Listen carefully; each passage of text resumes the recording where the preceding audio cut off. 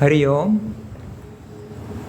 ही जी तस्वीर आहे ही माझे जे गुरु आहेत योगदास श्री जय गणेश जोशी, त्यांना ओंकार रूपात जे कृष्ण दर्शन झालं आणि त्यांना जसं दर्शन झालं त्याच्यावरनं त्यांनी ही एक तस्वीर केली आहे.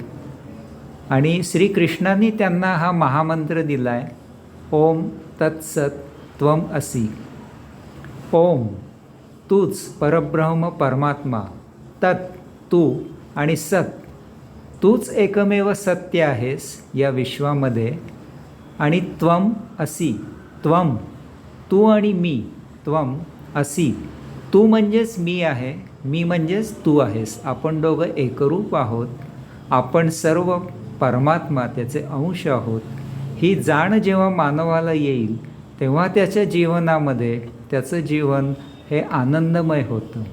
कारण आता त्याच्या लक्षात येते की येथे जळी स्थळी काष्ठी पाषाणी चल अचल सजीव निर्जीव येथे फक्त तू आणि तूच ठासून भरलेला आहेस. तुझ्याशिवाय येथे अन्य काहीही नाही. हे जीवनातलं अंतिम ज्ञान, आत्मब्रह्म एकमेवा द्वितीय.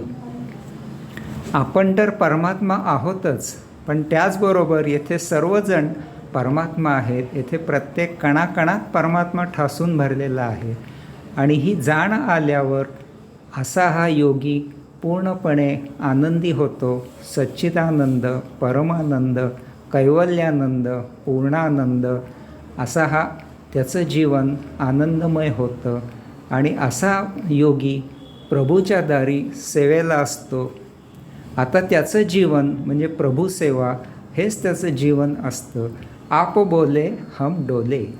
आता तुम्ही म्हणाल तसं माझं स्वतःला मत नाही. तुम्ही मला इथे ठेवलं हरिओम, ठीक आहे. दुसरीकडे पाठवलं हरिओम. आता त्याच्या जीवनात कुठल्याही गोष्टीची तक्रार नाही. असा हा योगी जीवनमुक्त असतो आणि प्रभूची सेवा करत हे प्रभूचे ज्ञान सर्वांना देत असतो. आणि त्याला असे वाटते की जसे माझं जीवन आनंदमय झालं तसंच इथं सर्वांचंही जीवन आनंदमय व्हावं.